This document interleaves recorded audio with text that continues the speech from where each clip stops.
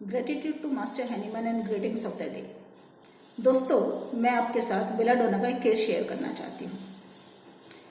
उसके लिए सबसे पहले हम बेलाडोना के कुछ इंपॉर्टेंट सिम्टम को याद कर लेते हैं। नंबर 1, पेन और the symptom come suddenly, last indefinitely and cease suddenly. Pain causes delirium. Pain makes the child to cries out in sleep. Pain or the symptom usually because of exposure to draft of air, uncovering the head, having the hair cut, or washing the head with cold water. Usual sphere of action in case of belladonna is head and the ear. Now, I will describe how all these symptoms present in a child aged 2 years. 2 साल की छोटी बच्ची जिसको उसके parents hospital के OPD में लेकर आए। पेरेंट्स के साथ ही साथ करीबन 10-12 लोग और भी थे जो कि सोसाइटी और अड़ोस पड़ोस को बिलोंग करते थे। इतने लोग क्यों आए?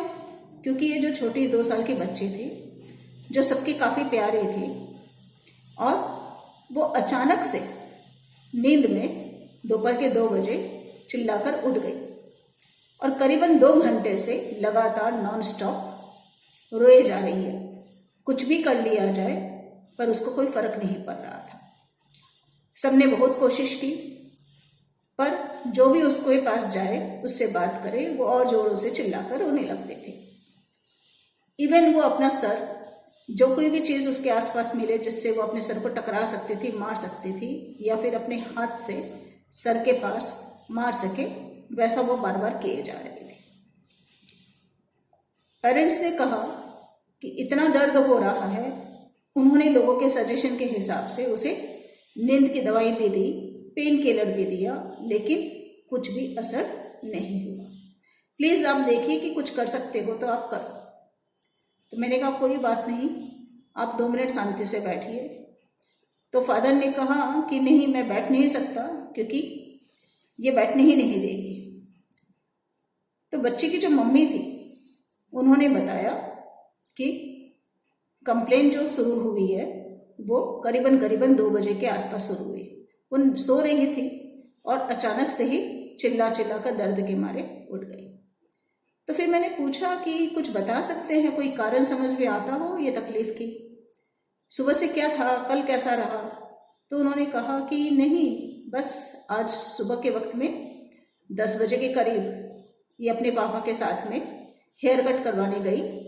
हेयर कट करवाया, उसके बाद में घर में लेकर आए और जैसे हेयर कट के बाद में नॉर्मली हम बालों में शैम्पू कर देते हैं, नहलाते हैं, तो वो सब किया था।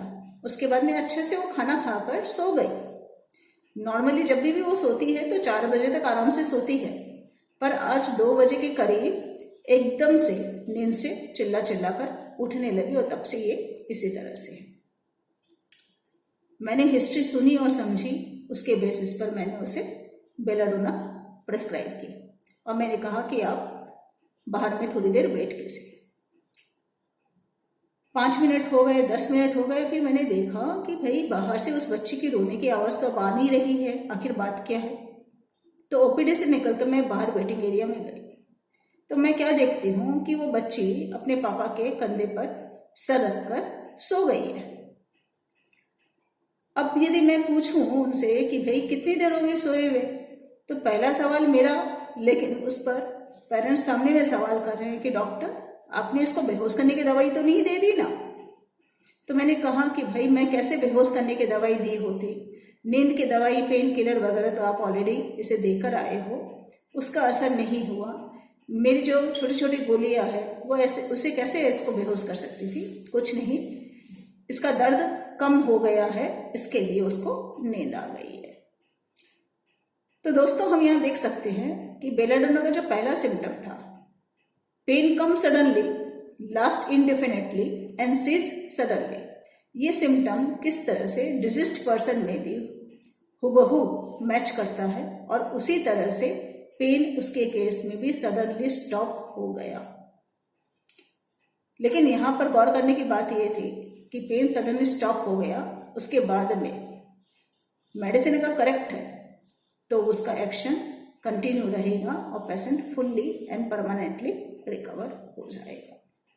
Thank you.